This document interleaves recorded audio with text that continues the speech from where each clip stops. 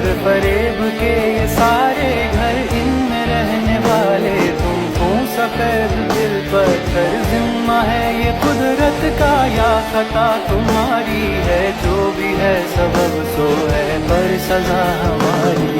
দেখতেছো না বারবার ফোন কেটে দিতেছি, তাও বারবার ফোন দিতেছো কে? ফাইজলামি করো না। না এখন আমি ভাত খাবো না, ফোন নাও।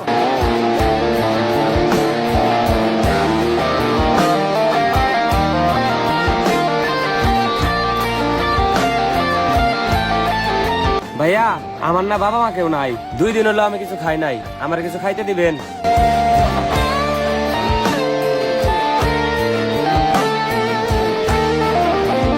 হ্যাঁ মা, সরি মা। মা তুমি ভাত বাড়ো, আমি 2 মিনিট আইতাছি। ঠিক আছে মা। जिसको जो भी मिलता है दे सबक नहीं मिलता मुझसे। ভাই এটা ইমোশন। মা হলো অনুভূতির রাডার, যার কাছে কোনো কিছু লুকানো যায় না। সন্তানের মুখ দেখেই বলে দিতে পারে সন্তানের কি হয়েছে। কপালি যখন খারাপ তখন আর মন খারাপ করে লাভ কি? কষ্টই যখন আপন সঙ্গী তখন আফসোস করাটা বোকামি। जिसको जो কপাল খেয়ে দোষারোপ করাও একটা বোকামি। তাই এখনই কাজে লেগে পড়ো, দেখবে সেই কপালই একদিন ভাগ্যে পরিণত হয়েছে। 18 বছর বয়সের পর পুরুষের জীবন যেন এক কবর। বাইকটা সবাই দেখে, ভিতরে জানে না কেউ খবর। মাঝে মধ্যে তো মনে চায় সবকিছু ছাইরা অনেক দূরে কোথাও চলে যাই।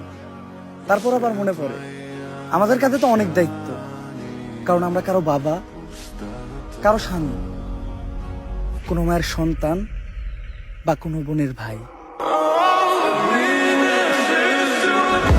যদিও মাঝে মাঝে চলে যেতে ইচ্ছে হয়, তবে সম্পর্কগুলোর অদৃশ্য বন্ধনই থামিয়ে দেয়।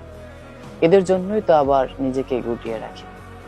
উচিত কথা কয়জনেরই বা ভালো লাগে, নিজের চরিত্রের সাথে মিলা গেলে চিনির স্বাদ লবণের মতো লাগে। এটাই বাস্তব। গাইস, এখন থেকে আবার নিয়মিত হচ্ছে রোস্টিং ভিডিও নিয়ে।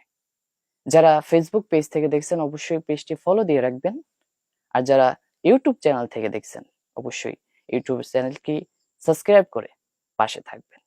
ধন্যবাদ সবাইকে।